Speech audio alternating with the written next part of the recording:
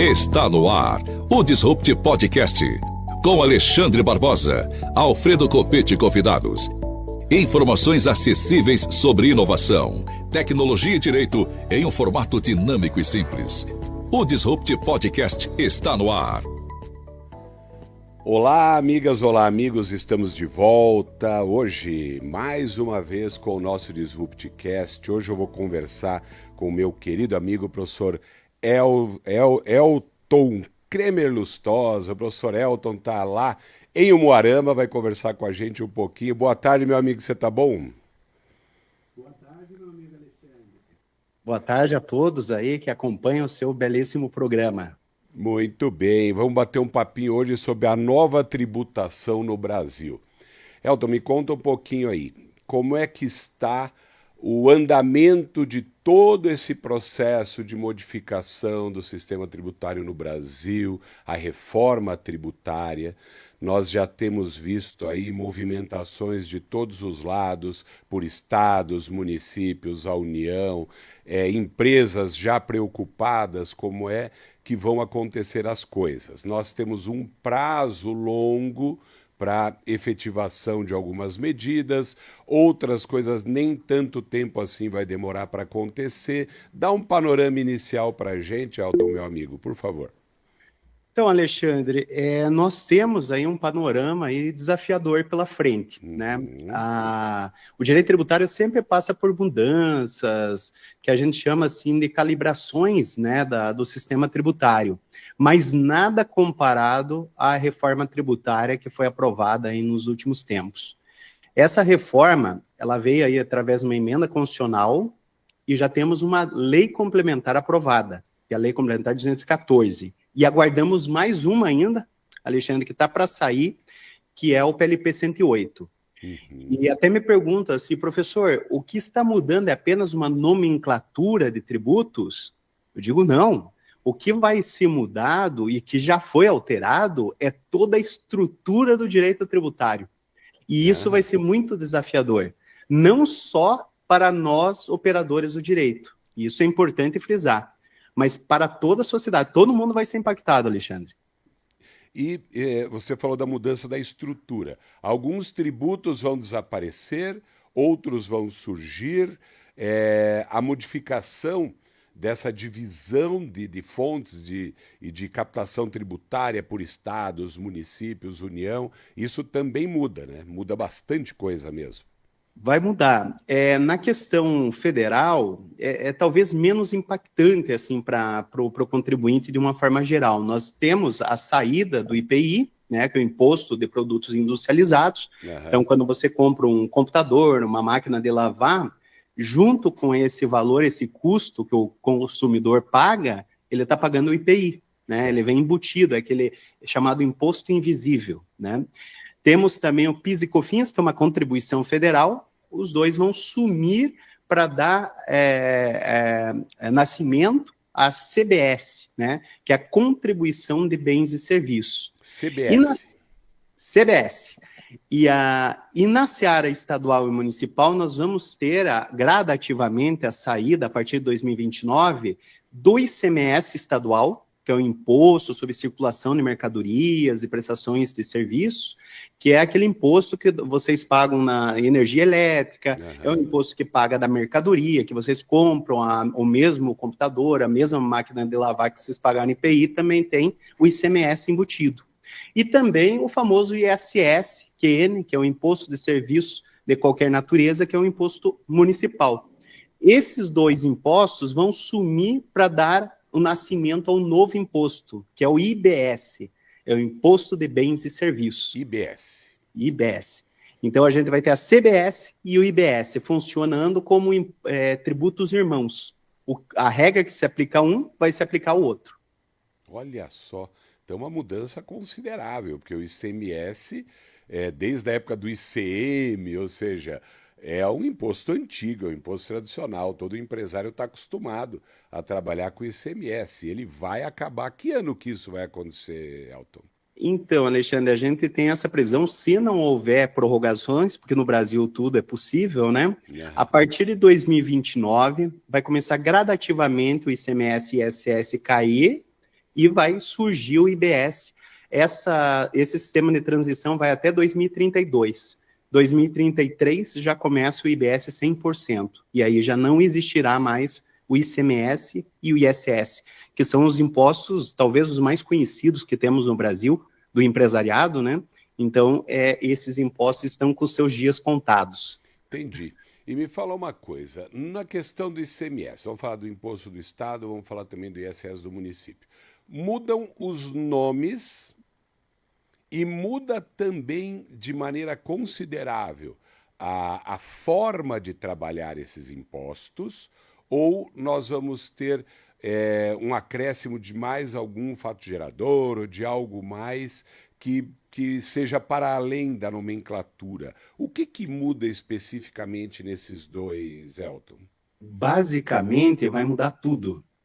Tudo que a gente aprendeu, Alexandre, não sei se você lembra do tempo da faculdade, as aulas de direito tributário, poucos lembram de direito tributário, né? Só aqueles que gostam mesmo, mas poucos querem esquecer, às vezes, né, direito tributário.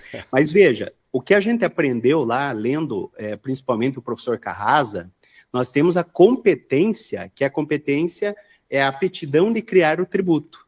Isso que a gente aprendeu, né? Inclusive, eu estive com o professor Carrasa faz uns 2 meses lá em Porto Alegre, e eu perguntei para ele, professor, e agora com a reforma tributária, como que vai ficar? Porque agora se chama competência compartilhada entre estados e municípios. O IBS, então, vai ter essa competência não só de um ente federativo, vai ser de 2 estados e municípios. E aí, como que eu explico isso? Porque, na verdade, quem criou o tributo não foi nem estado, nem município, mas, na verdade, quem criou foi a União, através da Lei Complementar Nacional, que a gente já tem, a 214. Eu falei, professor Carrasa, como que eu vou explicar isso para os alunos? Ele falou assim, nem eu sei, porque tudo que eu ensinei durante esses anos, essa reforma tributária contradisse totalmente. Olha aí. Então a gente já tem um ponto de largada que já nem a doutrina consegue explicar, né? Mas assim, trazendo para o nosso ambiente prático, né, Alexandre, eu gosto sempre de contextualizar, né, na prática, tanto dos nossos amigos aí, operadores de direito, quanto os nossos amigos cidadãos, né, aqueles pagadores de tributos, que inclusive nós somos, né, nós somos procuradores, mas também somos contribuintes ao mesmo tempo. Então, muitas situações e atividades que não eram tributadas pelo consumo vão passar a ser tributadas. Então, nós temos, por exemplo, a locação e operações com bens imóveis. Quem trabalhava com aluguel, deve ter muitos ouvintes aí que estão trabalhando e vivem de aluguéis de imóveis. Tem 4, 5 imóveis aí, e essa receita é aplicada para a sua sobrevivência, né, e da sua família. Ninguém cogitava pagar ICMS sobre essa atividade, muito menos ISS, né? No máximo era IPTU, ITR, imposto de renda, né? Coisas assim que hoje a gente já está acostumado a pagar. Além desses tributos, vai incidir o IBS em algumas situações. Por exemplo, quem tiver mais do que 3 imóveis alugados e ter uma receita maior que 240 mil ao ano. Olha aí. Vai mudar drasticamente, vai atingir praticamente toda a sociedade. Por isso que essas mudanças, que não são poucas, eu digo que não vai atingir apenas o tributarista, o advogado, o contador, mas todo mundo, indistintamente, todas as áreas, todos os cidadãos, contribuintes, todo mundo tem que se preparar e tem que recorrer aí, talvez, os profissionais, ou lendo aí a reforma para entender como que ela vai impactar a sua vida. Entendi. E você falou numa coisa muito interessante, que é o início do pagamento de um imposto, por exemplo, sobre a locação.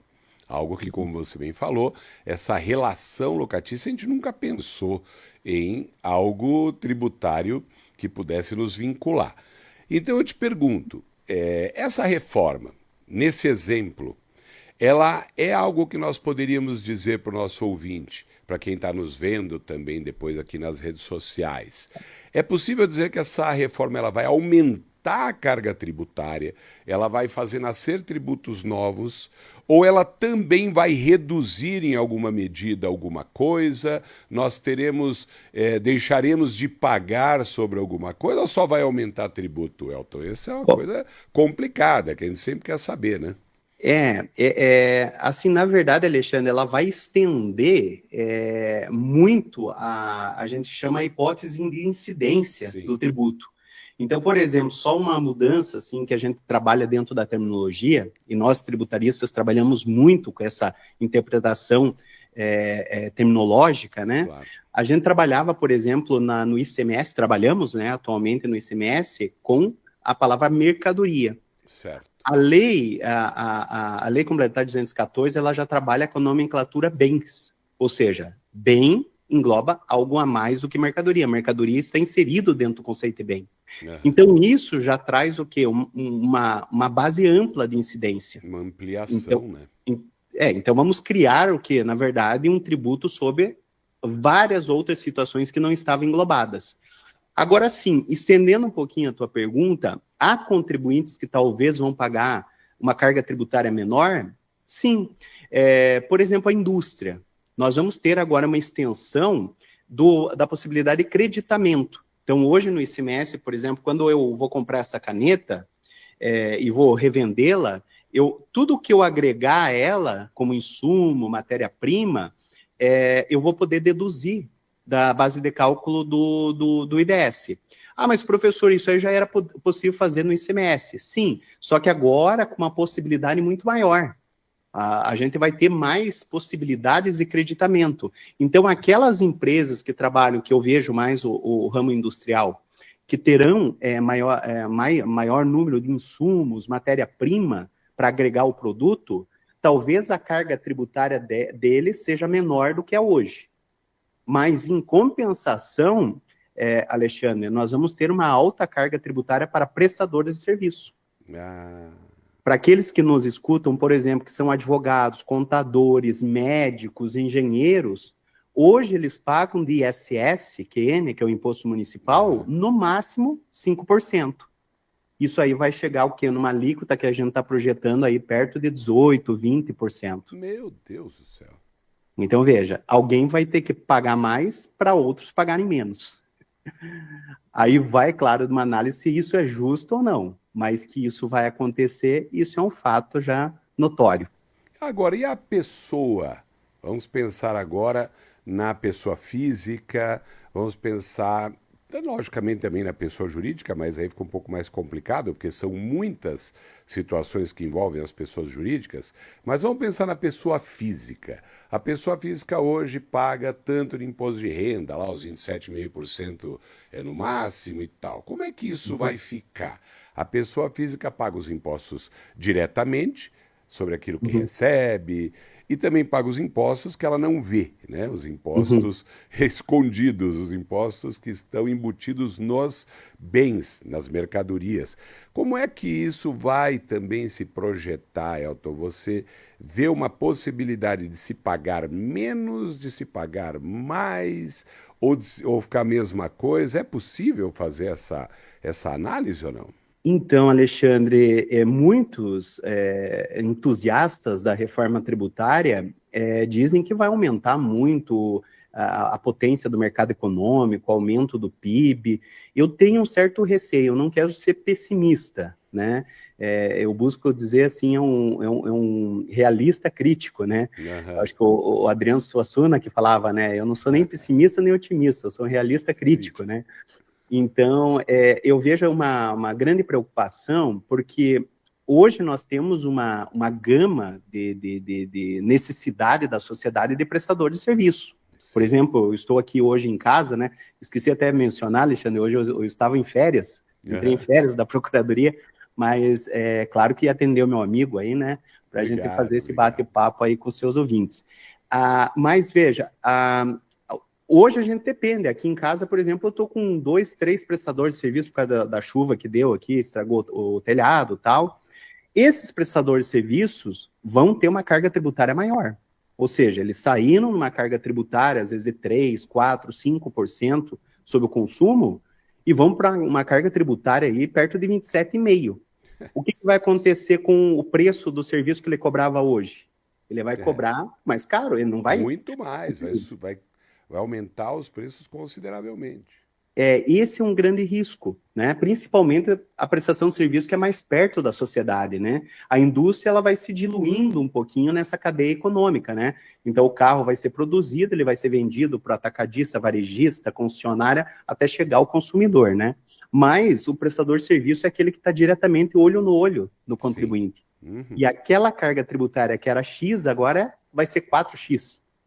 Então, essa é a nossa preocupação, que a inflação aumente, que o serviço em si se torne muito caro, às vezes até inviável, e até uma preocupação de nós, enquanto fisco, enquanto fazenda pública, né, representantes da fazenda pública, de nós temos aí um trabalho com a inadimplência muito grande, informalidade, coisas que a gente combate. Hoje a gente tenta criar medidas para trazer esse pessoal para a formalidade, para pagar tributos e para ter os benefícios, né, enquanto cidadãos ativos, né, contribuintes.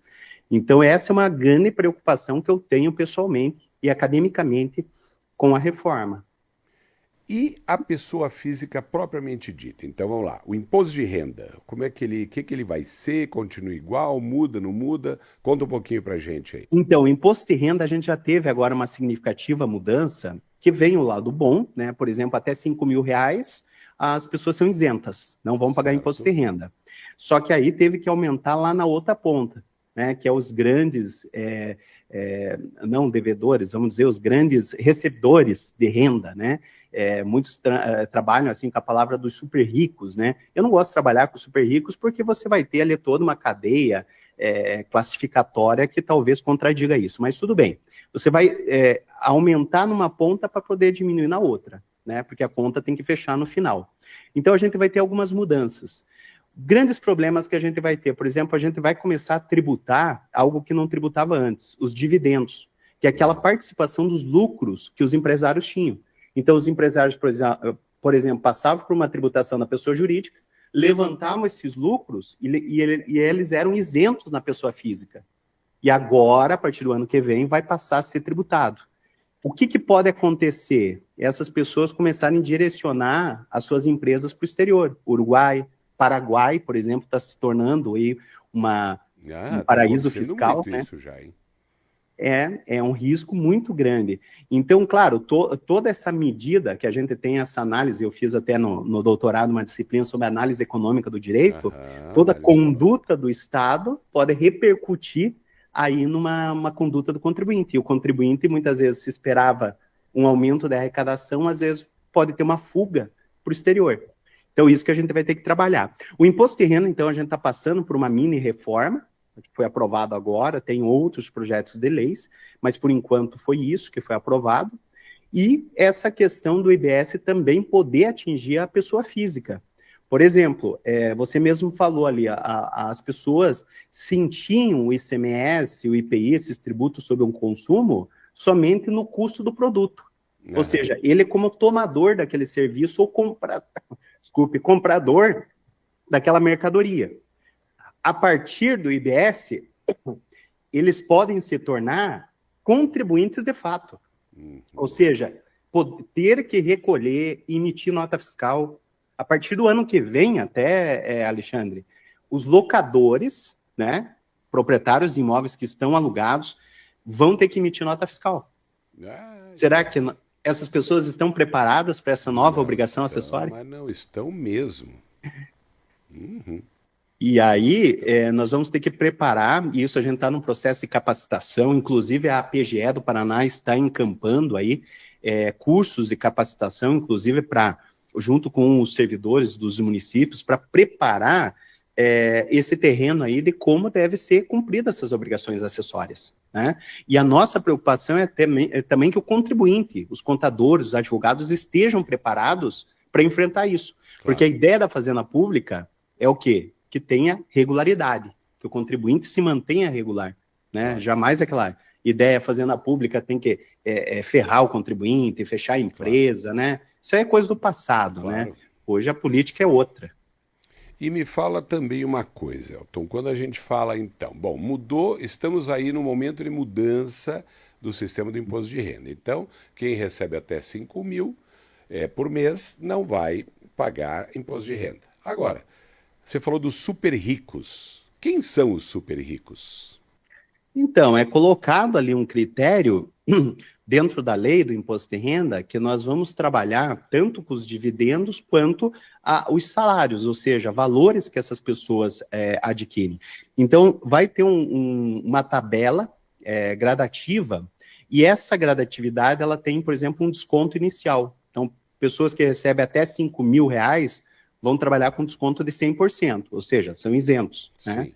Acima disso, ele vai perdendo esse desconto, e quanto mais essa pessoa recebe, ela vai zerar o desconto e vai pagar a alíquota, por exemplo, que já tinha, até 27,5%, né?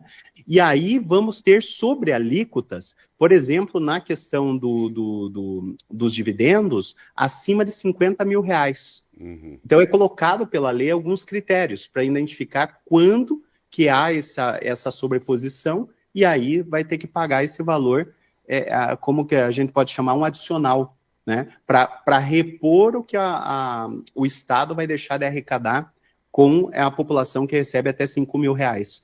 Que era uma proposta do governo federal, né? Mas isso, claro que ninguém, o Congresso Nacional também não remou contra, porque é uma questão de justiça tributária, né? E é uma escolha, né, governamental. Os super ricos não tem nada a ver, naturalmente, com aquilo que se Uhum. pretendia antigamente de instituir o IGF. Não tem nada a ver com o IGF. Imposto Não, sobre grandes ainda não. fortunas, nada a ver. Esse imposto é um imposto que virou uma lenda, né, Alexandre? Nós Não temos existe, né, o IGF. a questão do imposto de grandes fortunas, né? Na verdade, ele foi previsto na Constituição, mas até o momento ninguém teve a coragem de criar, né? E as experiências que a gente tem, por exemplo, na França, foi criado. Só que o que teve como efeito colateral? Que a análise econômica do direito, por exemplo, estuda claro. muito. A fuga de milionários, das grandes fortunas, para países ao redor da França. Então, é um cuidado muito grande que se tem sobre os efeitos colaterais da tributação. Claro. Que tem que ter um grande cuidado, sem dúvida nenhuma, né? Porque você não vai impedir, a pessoa tem a liberdade, né, de tirar a sua empresa, montar em outro local, Claro. e talvez, muitas vezes, algo que você pensa que vai trazer uma arrecadação, você está espantando a empresa. Então, somado a isso, né, o Brasil optou por ainda não criar, e não temos prazo nem previsão de criação desse imposto. Então a gente trabalha dentro do imposto de renda para atingir. Eu fiz esse paralelo porque quando você começa a falar em super ricos, em aumentar o imposto dos ricos, isso gera na sociedade uma certa dúvida. O pessoal vira e mexe e me pergunta: pô, Alexandre, você que é lá da Procuradoria, me conte aí como é que é esse negócio de super ricos. Eu falo: olha, gente, super ricos não são os que você está imaginando que ganham milhões e milhões e milhões. Não, uma pessoa normal que ganha aí 30, 40, 20 e poucos mil pode ser considerado super rico em algum momento, isso é um problema. Eu tenho uma preocupação muito grande com quem são os super ricos, que eu acho que não são super ricos, na verdade. E normalmente se estabelece um critério legal, porque a lei estabelece ali, né, um patamar acima de 1 milhão, ele vai ter essa alíquota adicional de 10%, que a gente já trabalha na pessoa jurídica. Uhum. A pessoa jurídica, por exemplo, nós temos a alíquota normal, né, do imposto de renda e o adicional acima de determinado faturamento. Então já é um critério adotado, né? E obviamente, se foi renunciado à tributação embaixo, de alguma forma tem que haver uma compensação. Então, vamos dizer assim, economicamente e financeiramente é explicável isso, né? E claro que a gente tem que separar o joio do trigo.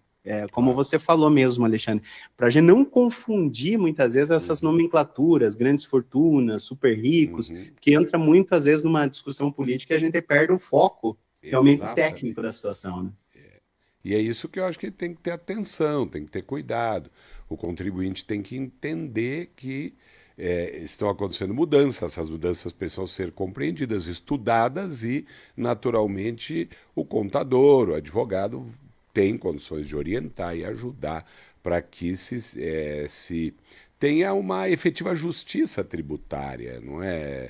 Eu me preocupo com a justiça tributária? Porque às vezes eu tenho a impressão de que nós temos algumas medidas populistas, muitas vezes, para determinado espaço social que acabam por desembocar em um problema para empresas, para pessoas de alguma espécie. Então isso acho que tem que ter um pouco de atenção. Lhe parece isso ou não?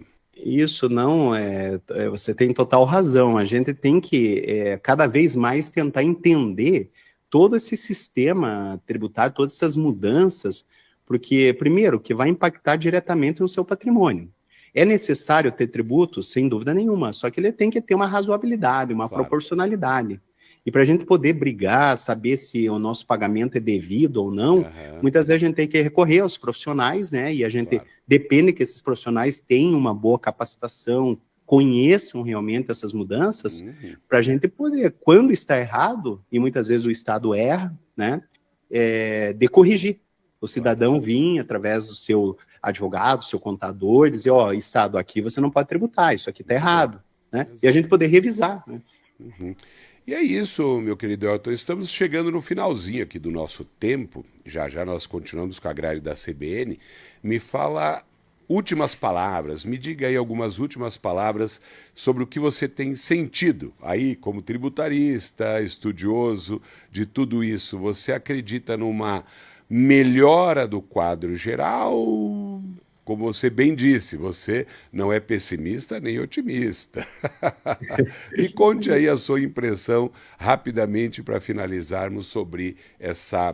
em linhas gerais, o que você acha que nós teremos? Então, Alexandre, eu acho que a melhor palavra de se definir esse período é desafio, né? É um momento muito desafiante, eu acho que para todas as áreas, para o cidadão também, porque a gente está passando por uma série de mudanças e as mudanças são rápidas. Eu estava até na sala dos professores esses dias, saiu uma mudança repentina do Código Penal, já estão falando do Código Civil, mudanças que é a reforma tributária, mudanças na CLT. Então, tudo isso impacta o cidadão, né? E o cidadão, acho que como nunca, tem que se inteirar dos seus direitos. Né? É importante você ter esse conhecimento. Claro que não é exigido, assim, por exemplo, do público, vamos dizer, a gente trabalha com a palavra leigo, eu não gosto de leigo, mas o cidadão que não tem, muitas vezes, a formação jurídica, do conhecimento total, como alguém que tenha. Como, por exemplo, eu não tenho um conhecimento em engenharia, mas eu tenho que ter uma noção, né, para saber como que funciona, como que a minha casa foi construída, como que ela é estruturada. Então, essa noção eu acho fundamental para os nossos colegas, nossos ouvintes aí, sejam eles que formação for, para a gente acompanhar, para a gente poder cobrar dos governantes, né? E principalmente, e eu não vejo com maus olhos a impugnação, a judicialização quando a gente está realmente errada, para a gente poder revisar esses atos, né? Então, o importante é, claro, a gente ter bons pensamentos, boas mentes lá em cima, decidindo por nós, né? E isso eu digo aí nos primeiros escalões do governo, e também a gente ter aqui, como cidadãos comuns, esse conhecimento para a gente poder recorrer e ajudar os nossos colegas, né? A gente estar preparado para isso. E quem tem essa formação contábil, jurídica, enfim, que trabalhe com o dia a dia, estar preparado para poder ajudar e conquistar essa famosa justiça tributária que tantos nós almejamos, né? Isso então, aí. na verdade... Elton, querido, muito obrigado, meu amigo, obrigado de coração por dispor do seu tempo aqui para conversar com a gente. E por hoje é isso que temos, maravilhoso papo com o Elton aqui sobre o nosso sistema tributário que está em modificação, está em reforma. E na semana que vem tem mais Disrupt, na terça-feira às 16h30. Um abraço, Elton, um abraço, pessoal. Valeu, tchau, tchau. Obrigado, até a próxima. Tchau, tchau. Você ouviu na CBN Disrupt Podcast com Alexandre Barbosa e Alfredo Copete.